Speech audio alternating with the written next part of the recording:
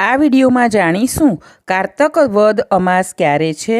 તો આ તિથિ પ્રારંભ થાય છે 19 નવેમ્બર 2025ને સવારે 9:43 જે આ તિથિ પૂર્ણ થશે તારીખ 20 નવેમ્બર 2025ને બપોરે 12:16। કારતક વદ અમાસ આ વખતે 2 દિવસની રહેશે, જેમાં રાત્રિ પૂજા અને વ્રત તારીખ 19 નવેમ્બરના રોજ કરવાની રહેશે તથા ઉદયાતિથિ અનુસાર અમાસ તારીખ 20 નવેમ્બરના રોજ પણ છે।